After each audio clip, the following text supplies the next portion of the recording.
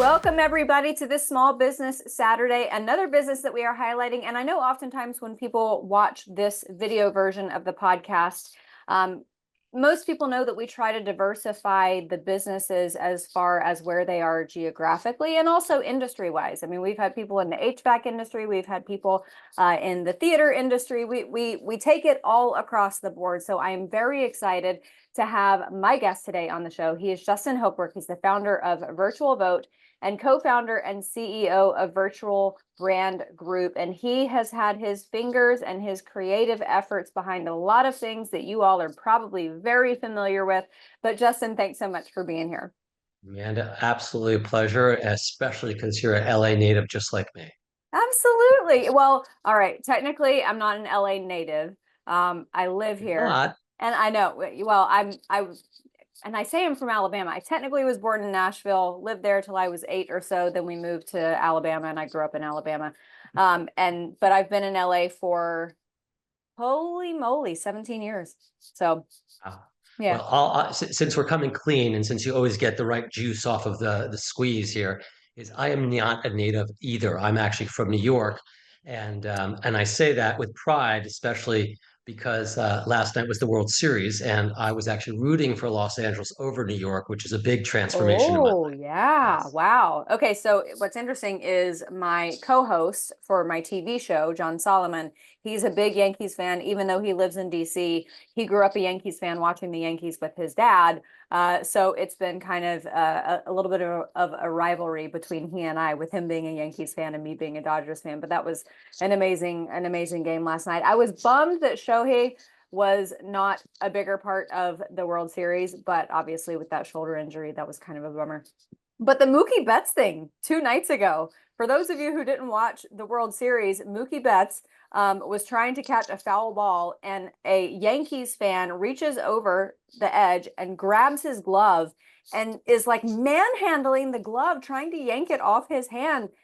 And my husband and I were like, he could have broken Mookie Betts' wrist. And can you imagine the fallout from something like that as a fan? I mean, what a stupid thing to do. But the funniest thing was the slow motion of this guy's face afterwards. I mean, he was savage trying to get that glove off Mookie Betts' hand. It was amazing.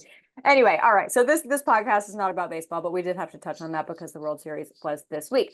So Justin, I know that you have been a big part of a lot of productions in Hollywood that people are probably very familiar with. So before we get into Virtual Vote and the things that you are up to now, give everybody an idea of your background. So for the last 20 some odd years, I have been working in Hollywood creating reality TV shows. Shows like The Prophet on CNBC, starring Marcus Lemonis, which ran for 9 years, where he helped small failing businesses after the last financial crisis come back to life. Other shows with Zoe Saldana, the action star and great actor, for Disney Plus about female superheroes. On Netflix right now, in fact, you can watch Buying Beverly Hills, starring Mauricio Umansky and his daughters, often known as the husband of Kyle Richards from Beverly Hills Housewife fame. So Right. that's season 2. And I think what you're really wanting me to say is the first show that I ever worked on, which was helping build The Apprentice, starring Donald Trump from its early incarnations. That's what people most like to hear about, especially right now. Oh, absolutely. And so if that was your jumping off point into reality TV, what is it like having your first project explode like it did?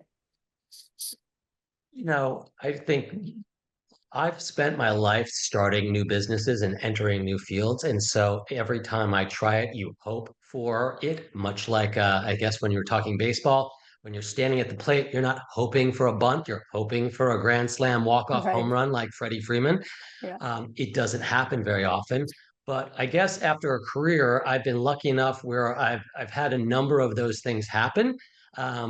And you just enjoy it for what it is. Yeah. It is what it is. You ride it for as long as you can, and you think that you're very lucky. And I think the magic, and kudos to you on that, because the magic of The Apprentice was that you obviously had the drama aspect of it that people really yearn for when it comes to reality TV, but there was a practical business and wisdom based side of things that people could actually glean practical business knowledge from the show. And that was a really, really powerful combination. I'm so glad you said that because I think in the 21 years since we premiered for NBC, that might have been lost. One, because that was a long time ago, and two, because the world has changed, so has the star of that show.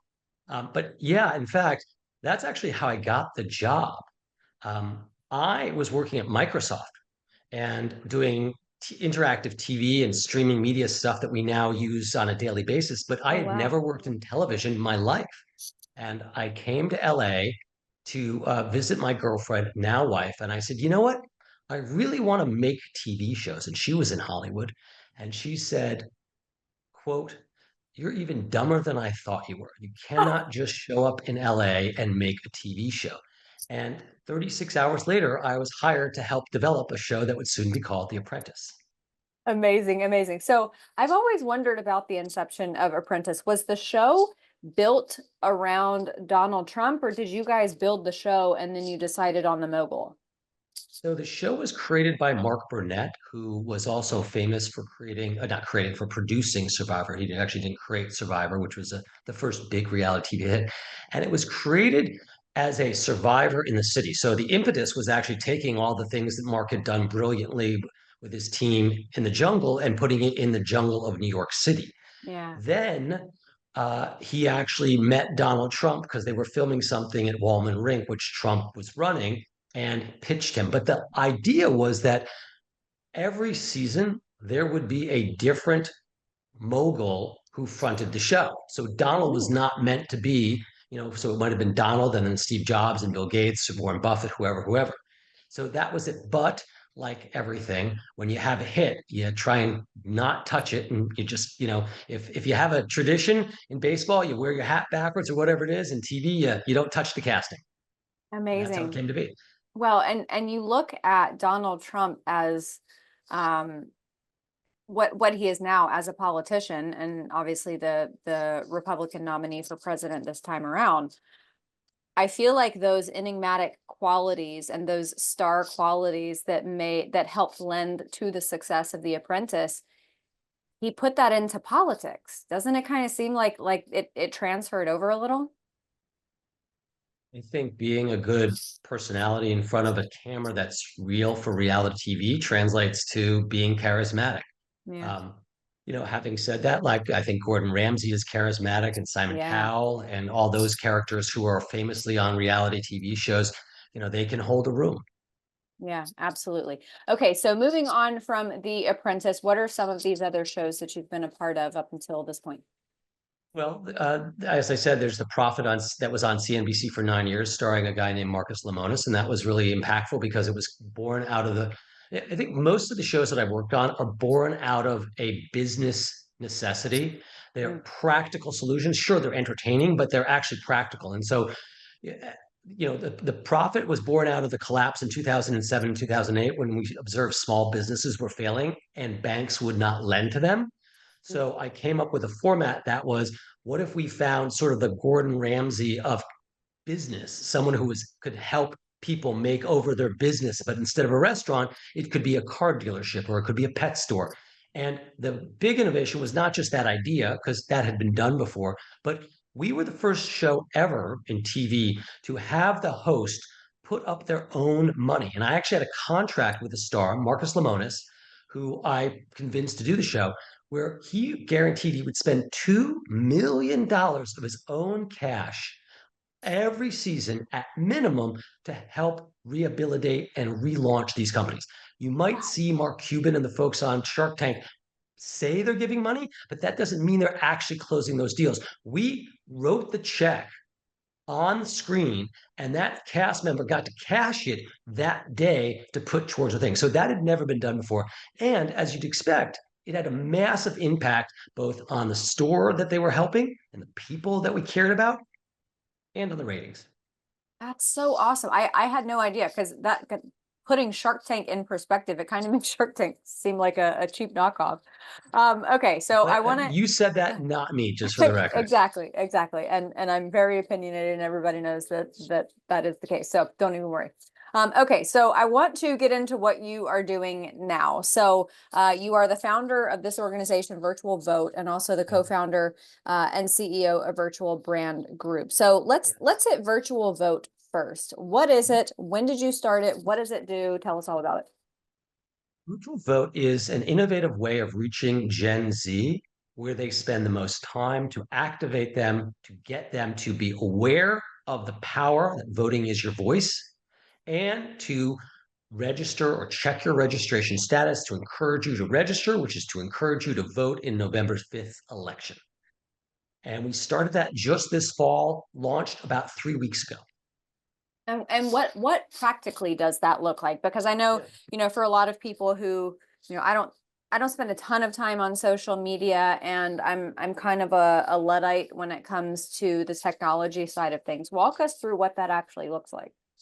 Yeah, so Virtual Vote had a premise that if you want to activate and reach Gen Z, they're really hard to reach, right? Like every brand company, every movie, every sports gear, every Nike, et cetera, are looking to try and connect with these young consumers.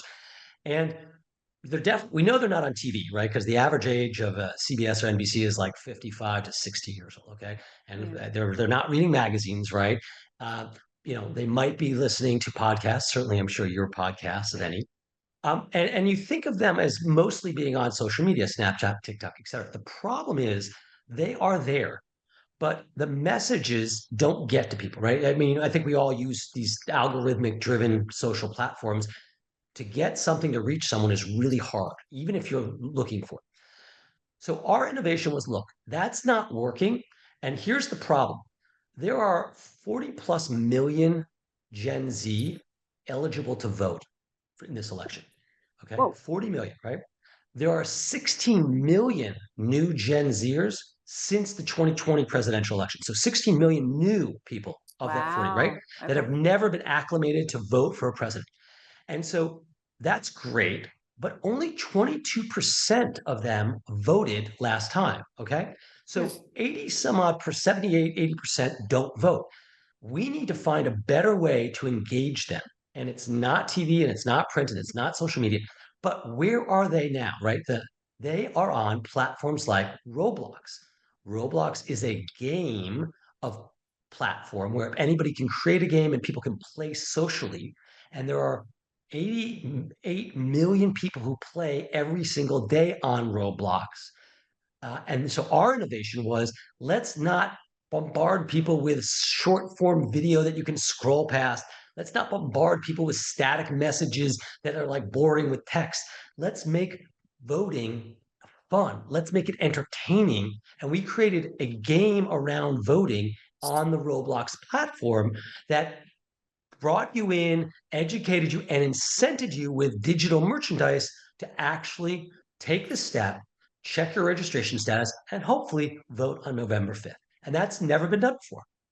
That is such a cool concept. Okay, so what is the game? Is this something that's like highly involved and technical, like one of these online games that people play with the headset and stuff, or is it something that's like a some type of like easy card game? What does it look like? Easiest game. So I think the easiest way for most people who've never played on Roblox to understand is Roblox is a little bit like YouTube, just from a perspective that if you think of YouTube, it's not a TV show like NBC, right? It's a platform where anybody can upload video, whether you're professional or whether you're just sharing one about your kids. And people can find it, and then the algorithm feeds off of that, right? Roblox is the equivalent of that, where it's the technology that anybody can use, but instead of video, it's games. But the games are relatively simple. They're more akin to Donkey Kong and old arcade games than they are complex, first-person shooter like Call of Right, Duty, right. right? Yeah, And yeah. so the games can be like role-playing games, i.e., you get to be a model and run a walkway with the avatar merchandise, or they're obstacle courses where you're like jumping around and climbing and stuff, or you're working in a pizza shop. So they're very simple, more like games you might play as a young kid, with your friends or in the park, simple stuff like that. Okay. So is this because I've seen and the network that I'm on actually does this. But there will be like a QR code down in the bottom corner if somebody's Yeah. talking about a certain product. Is that how you connect the product with the user? How does that happen? Yeah, so so I think the big question you're asking, and it's the most complicated thing to figure out, which is how in a sea of 88 million daily users, almost 300 million monthly users, do you actually find anybody who's going to like want to use your thing, whatever your thing is, whether it's Coca-Cola or teaching people to vote through the virtual vote? So the strategy not to do, which a lot of people do, is they think, oh, I'm going to build my own game, which is like the equivalent of you starting your own YouTube channel, which is Hmm. awesome if you've got time and money and you hit lightning. But it's really hard, right? Because you know this, you're running podcasts. Like, how do you get people to discover it? Discoverability is the hardest thing in our oversaturated media landscape, right? So, what we did was different.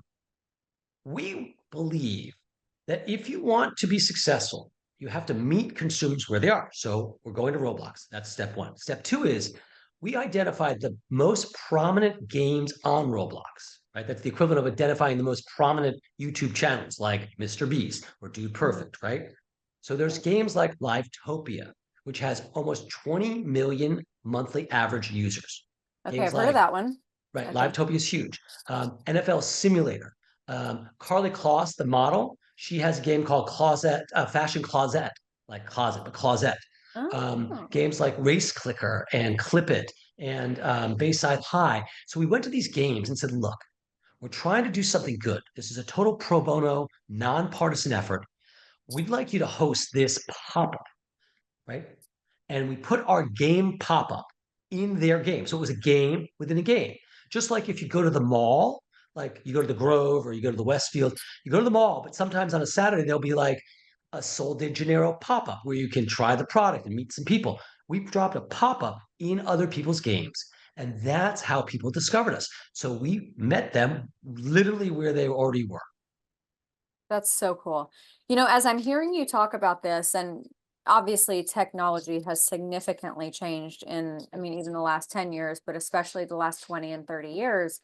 I remember growing up, and I wasn't old enough to vote yet, but I very distinctly remember the presence of initiatives like Rock the Vote on MTV back when MTV still had Exactly. TRL, and it was still, what it was at its inception. And I don't even know what it is now. I don't even know if MTV is still around in any iteration, but it certainly looks nothing like it did before. But Rock the Vote was huge. It sounds like this is kind of a new, updated for 2024 use of technology version of Rock the Vote. 100%. In fact, I was a child of that era too. And so when I was thinking about this, that was the first thing was like, how do we, what Rock the Vote did was it made voting cool.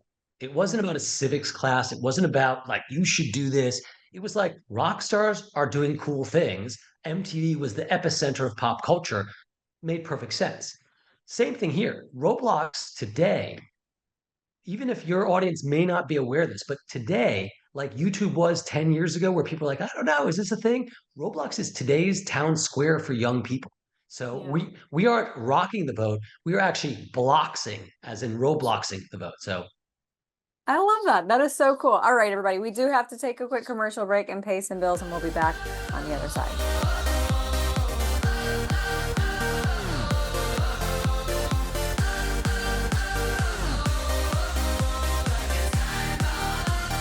Welcome back, everybody. Justin, I love what virtual vote is doing with respect to getting out the young vote. When it comes to Roblox, do you find like it? I don't assume there's any partisanship to it. You're just trying to get kids involved, or I say kids, at that point they're technically an adult, but get these young people registered, get them active in the political process. Talk to us about that side of things.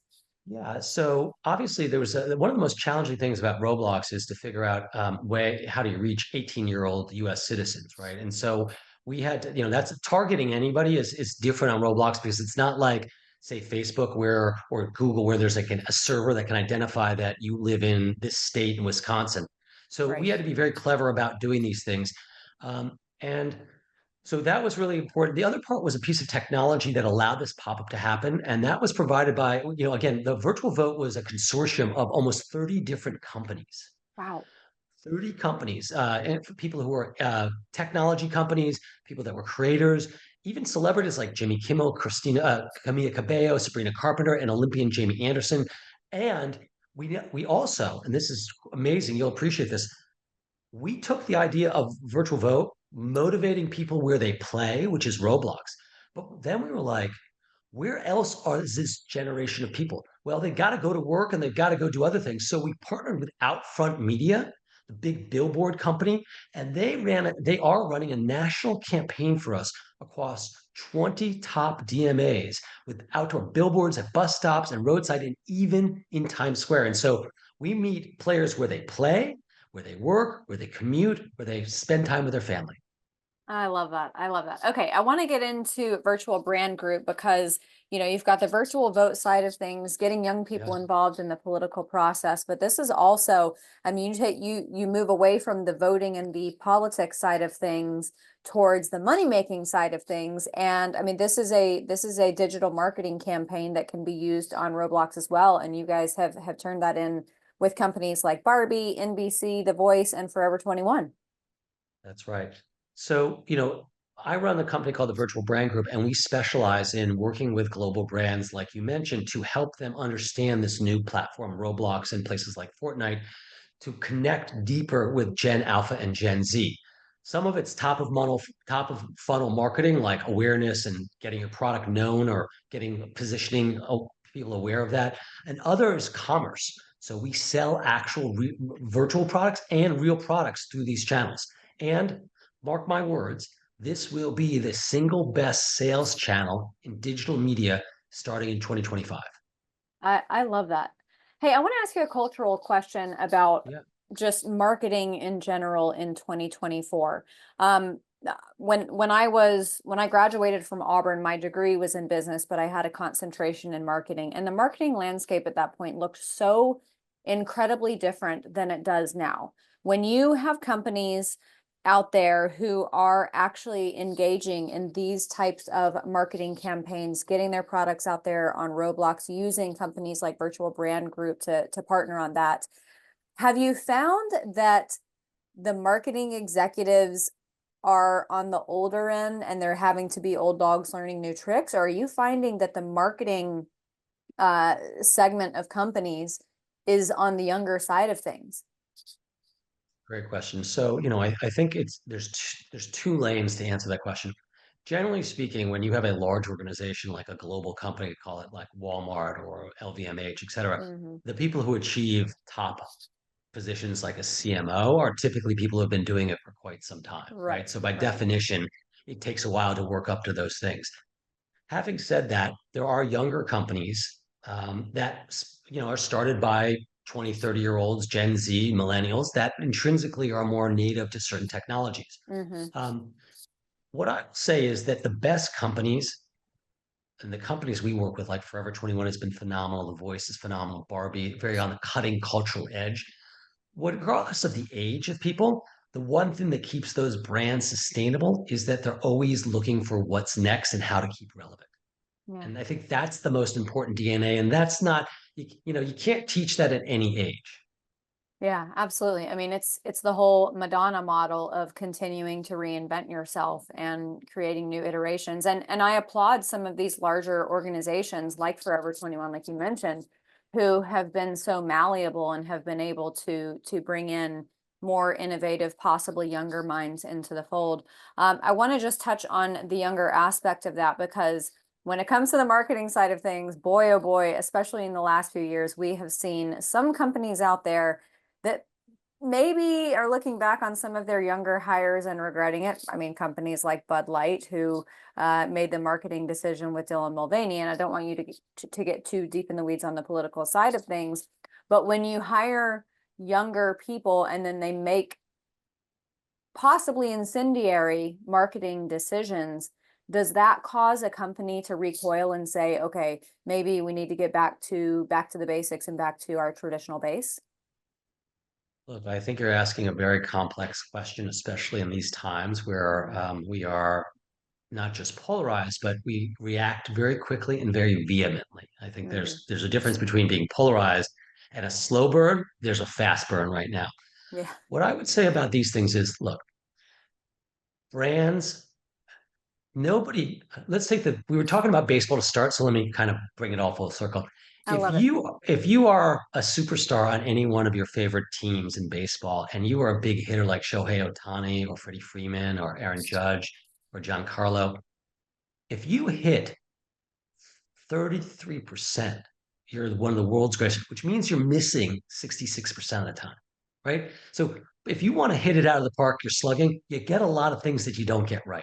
Right. So, like if a brand tries something and it doesn't work, that's all it is. It just didn't work. It's not a giant political statement. It's not a cultural statement.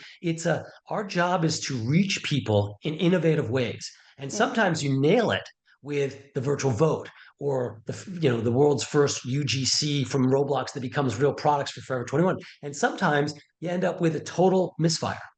Yeah. That's just it. That's the business. And if you're not misfiring once in a while, then you're probably not enough focused on innovation Yeah. and you eventually will not be around because that's what it takes to stay at the top of the pyramid. Yeah. But at the same time, I would imagine that, I mean, even for you, a huge part of your success is knowing your audience, right? Yeah, I mean, but how much can you really know every aspect of your audience, Yeah. right? I mean, is there really any way to know everything about your audience anytime? I mean, I couldn't even tell you everything about my two teenagers, right? And they're in my house, Yeah. right? I mean, it's a 50-50 shot at any given moment whether I'm going to get a yes on something that I think that they love. Yeah. Yeah. Well, in the interest of knowing your audience and learning your audience, I will say I hope that Bud Light learned. I think they learned something significant with the whole Dylan Mulvaney thing, and will react accordingly because ultimately businesses have to be reactive to their audience and to their customers. And I am so impressed with this virtual vote thing. I think that this is so cool. And like I said, it's like the rock the vote for this new generation, and it's so innovative and so creative. And Justin, I think you've managed to capture a little bit of lightning in a bottle with this. So tell everybody where they can find out more about your organizations. Fantastic. Yes, probably the best thing these days is to check social media. So it's a hashtag or at virtual vote on all the major channels, X, Instagram, etc. On LinkedIn, you can, if you want to join the movement, you can do that. And I also want to say that one of the things that we'd love to do going forward is obviously the election is going to end on November 5th, but the virtual vote will continue because we're building this as a network for other globally relatable active things like mental health or breast cancer awareness, et Awesome. cetera. So, or stand up for cancer. So, our ambition is to take this model that we've created and figure out how to reinvent cause marketing to be more fluid and more entertaining. I love that. And I think that there are so many ways that this can be used for good. So, the stand up to cancer and those causes, I think is very worthy of this business model. So Justin, incredible job. Thanks so much for being here. Thank you for all this information. Yeah, great to be here. Have a great day. Likewise, same to you. All right, everybody, we're going to take a very quick break and we'll be back on the other side.